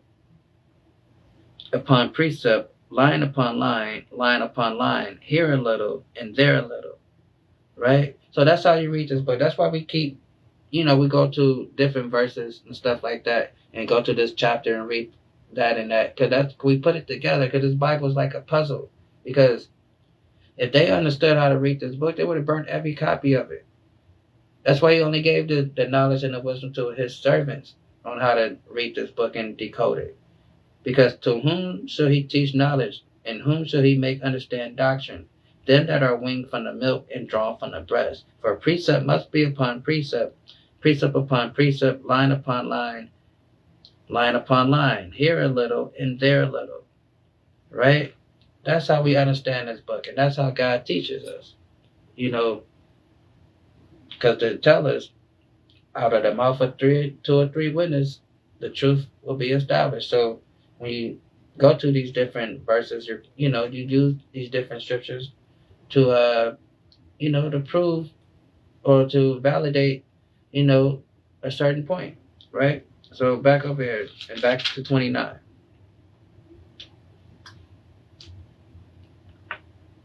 And it say,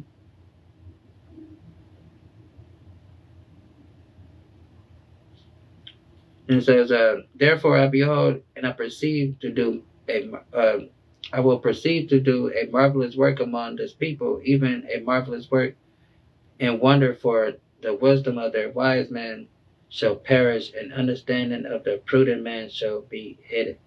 And that's what's going on. That's why they don't know nothing.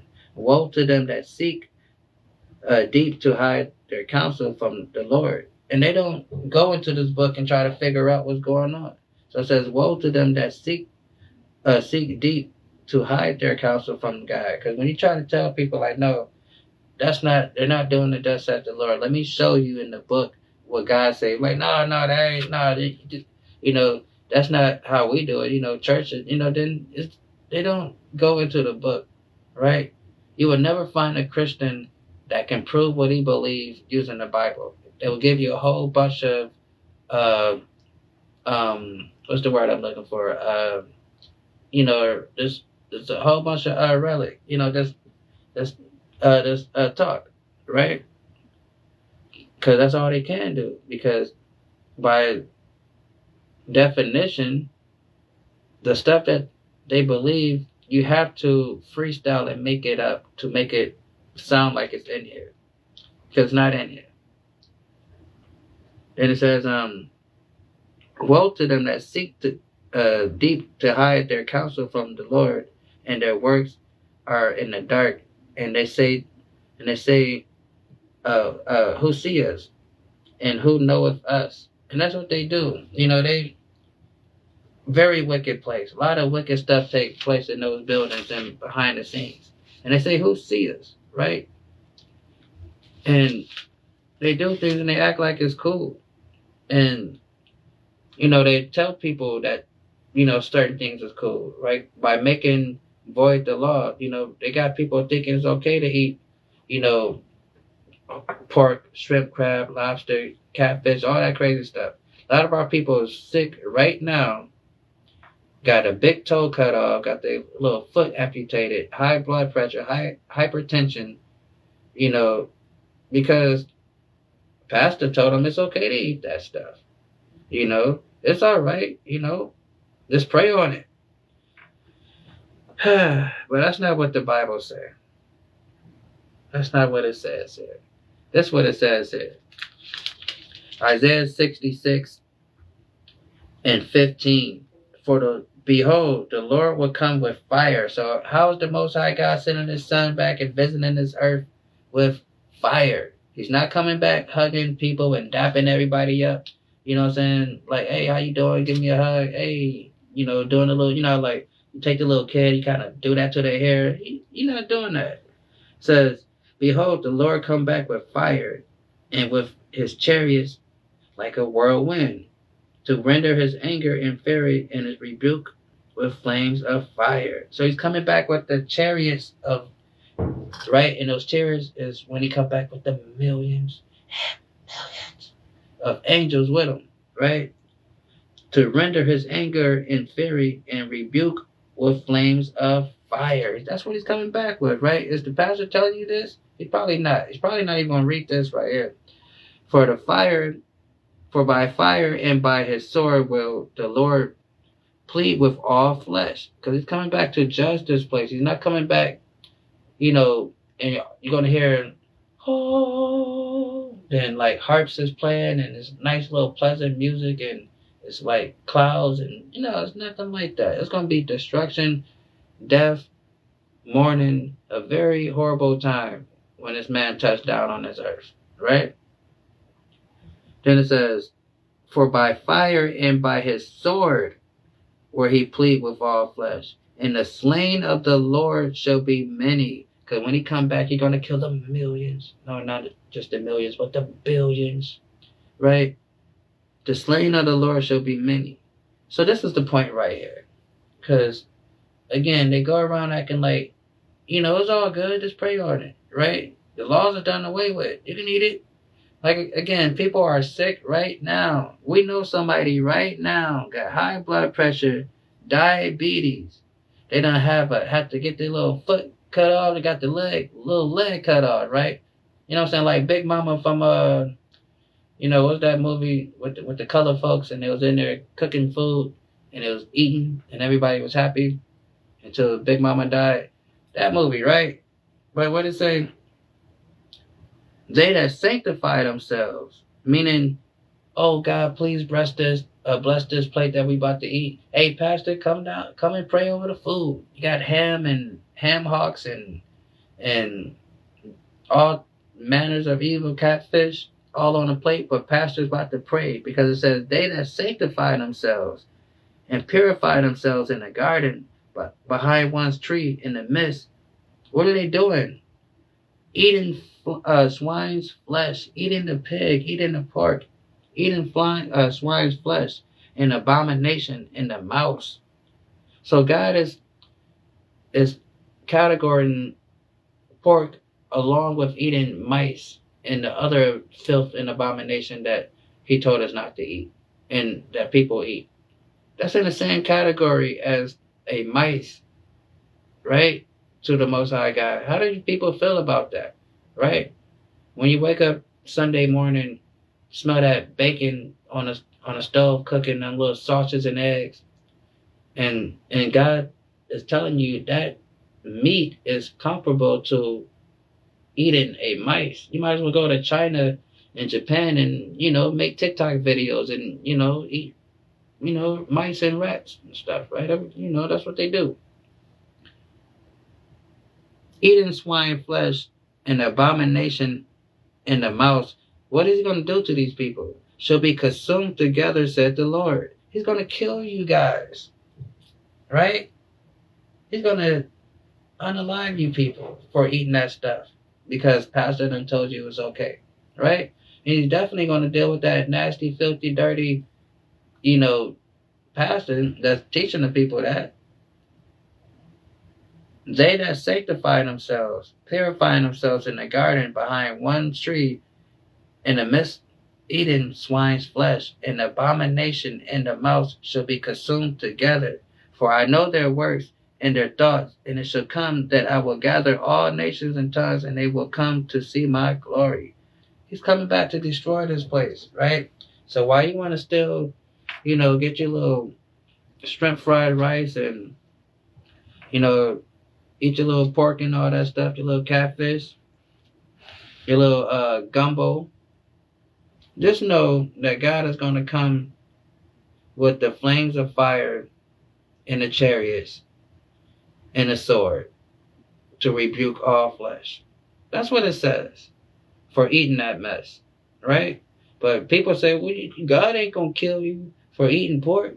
But then, somebody that just recently died of a heart attack because they're, overweight and not healthy because of the food they eat. That's crazy. How could we know this stuff and think that God is not actively judging people for eating that stuff? That's crazy. But then you have those same people talking about they saved. They're saved, but they got to take blood pressure pills, right? They're saved, but they got to take this medicine to keep them alive. That's not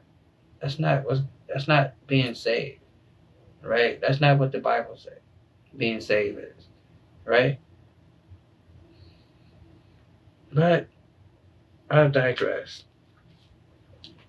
Woe to them seeking deep to hide their counsel from the Lord, their works in the dark, and they say, who see us? Who knows us? That's what they think. They think they're getting away with stuff when they rob and mistreat the people there and mislead them. Romans 9 and 20 real quick. Let's see what that say real quick. Romans 9 and 20.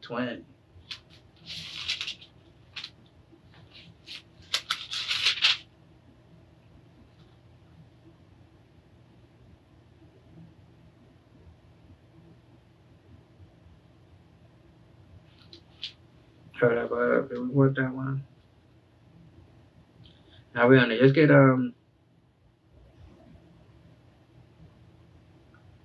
Ecclesiastes though. 10 and 7 though. We can get that.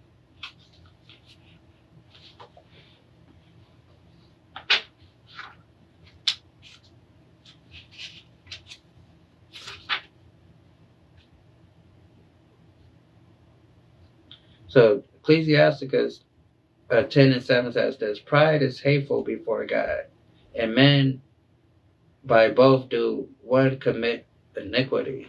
So our pride oftentimes get in the way of our correction, and it causes us to commit iniquity. Because instead of understanding, okay, we are in error, how we've been doing this thing, and just correct ourselves.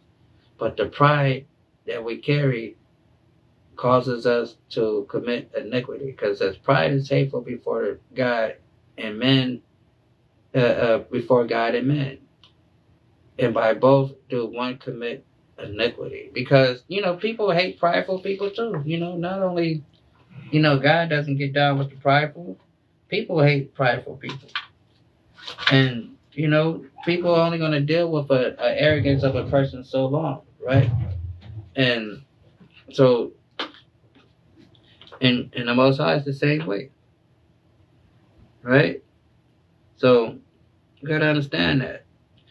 And the church is not teaching the people the correct way on how to correct themselves, but that's why a lot of our people think that they're doing the right thing.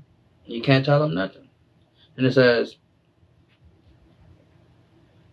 surely your turning of things upside down shall be esteemed as a potter's clay. For shall the work say unto him that made it, he made me not? Or shall the thing formed and say, him that formed it, he had no understanding. So, because some of our people are just made the way they are, going back to that scripture we read, that Paul said, that we read earlier by Paul in Acts, I believe, that some people just, there's no hope. There's no hope for them. That's just how God put them to sleep. And some of them just going to be asleep all the way till Christ come back. And that's it.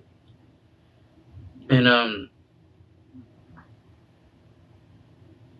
so it says, is it not yet a little, okay, boom, boom, boom.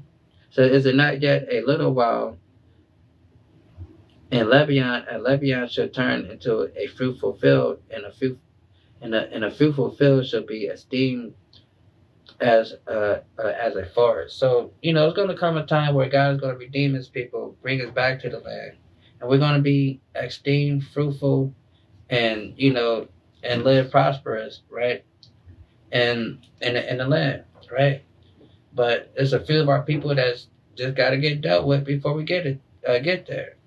And following these false religions and stuff like that is going to make it hard, because a lot of our people is tied spiritually into it. Because remember, whatever you give your spirit to is what you become. Because if that certain religion tell you this or tell you that, and it's just like this, real quick before we get out of here. Close the doors, right? Close the doors, ushers, close the doors. Close the door. We all gonna get out of here together, right? People that sometimes get into what they call interracial relationships, right? Oftentimes the person, as they, give their spirit to that person, they love that person, you end up liking what they like and disliking what they dislike. So that's why you see a lot of times where you might get a person that might get them a white woman or a white man, and then they get on the internet and they start trashing black people. Like, oh yeah, black people is this, black women is this, black man is that. Because that white person that they're with oftentimes don't like black people like that. And then they're threatened by black people. So that energy that they feel dealing with them, because think about it, when they're out with that person and they see another black person, they have to train themselves to not look at that black person, because then that white person is going to feel inferior. And then we get these videos where black people is talking about black women, is this and that, and because they end up taking on that spirit of that person. Because whatever you give your spirit to is what you become, right? If that makes sense. So, and it goes like that with everything in life. Whatever you give your spirit to is what you become. So, hopefully that was edifying. So I'm going to say shalom, peace. Till next time, we out.